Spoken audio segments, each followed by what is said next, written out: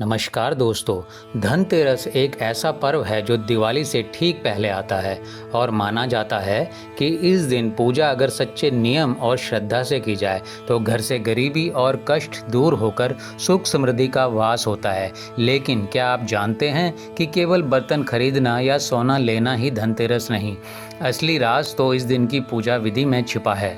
बहुत पुरानी बात है। किसी गांव में एक मोहन नाम का एक आदमी रहता था। वह गरीब था, मेहनती था, लेकिन हर साल उसकी हालत और ख़राब होती जा रही थी। चाहे वह जितना काम करे, घर में पैसों की कमी सदैव बनी रहती थी। पत्नी बार बार कहती, क्या हमारी किस्मत में कभी खुशहाली नहीं आएगी। मोहन का दिल टूट जाता। लेकिन इस वर्ष धनतेरस पर उसने ठान लिया था कि वह पूरी श्रद्धा और सही विधि से पूजा करेगा। उसने सुना था कि अगर धनतेरस की पूजा विधि से की जाए तो घर की दरिद्रता को दूर किया जा सकता है। इसी बीच गांव में एक संत आए, सफ़ेद वस्त्र, शांत चेहरा और आंखों में तेज। मोहन ने उनके पास जाकर अपना दुख सुनाया। संत ने मुस्कुराकर कहा, बेटा, धनतेरस का दिन खास है क्योंकि इस दिन समुद्र मंथन से धनवंतरी देव अमृत कलश लेकर प्रकट हुए थे। यही कारण है इस दिन धातु, बर्तन या धन की खरीद शुभ मानी जाती है। लेकिन असली शुभ फल तब मिलता है जब पूजा ठीक से की जाए। मैं तुम्हें बताता हूँ कि किस प्रकार पूजा की जानी चाहिए। फिर संत ने पूजा की विधि बताई। सबसे पहले घर की साफ सफाई करो। जैसे बाहर का कचरा निकालते हो वैसे ही मन के भीतर की नकारात्मकता को भी बाहर रखो। धनतेरस की शाम को दीपक जलाओ। घर के दरवाजे पर 4 दीपक उत्तर, दक्षिण, पूर्व और पश्चिम की ओर रखो। इसका अर्थ ये है कि चारों दिशाओं से समृद्धि आए। भगवान धनवंतरी की पूजा करो। एक छोटे कलश में जल, आम के पत्ते और नारियल रखकर दीप जलाओ और प्रार्थना करो, हे धनवंतरी देव, हमारे घर से रोग, दरिद्रता और दुख दूर करो। माँ लक्ष्मी का आवाहन करो। कमल के फूल पर बैठी लक्ष्मी की तस्वीर या प्रतिमा रखकर गंध, चावल और दीप अर्पित करो। नवीन धातु का बर्तन या सिक्का घर लाओ। वह प्रतीक है नए आरंभ का। और सबसे महत्वपूर्ण, इस दिन किसी गरीब या जरूरतमंद की मदद जरूर करो। भोजन कराओ, वस्त्र दो या जो भी संभव हो, क्योंकि लक्ष्मी वहीं ठहरती है जहां करुणा और दया होती है।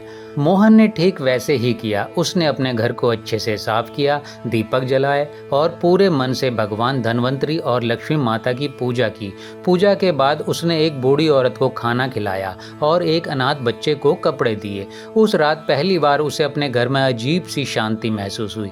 ऐसा लगा मानो उसके दिल से कोई बोझ उतर गया हो। धीरे धीरे उसके जीवन में बदलाव आने लगे।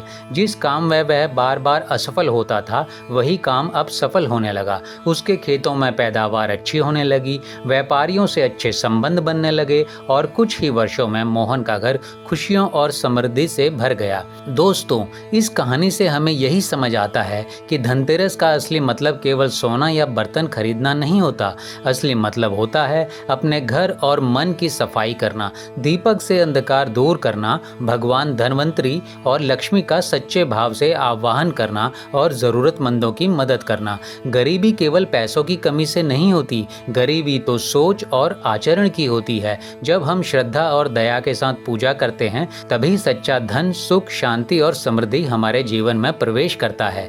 तो इस धनतेरस आप भी यह पूजा विधि जरूर अपनाइए। अपने घर में दीपक जलाइए, लेकिन साथ ही किसी और के जीवन में भी दीप जलाना मत भूलिए। याद रखिए, जब आप दूसरों की जिंदगी में उजाला भरेंगे तभी आपके जीवन का अंधेरा हमेशा के लिए मिट जाएगा। धनतेरस आने में अभी समय है और आप सभी को हमारी तरफ से अग्रिम शुभकामनाएं।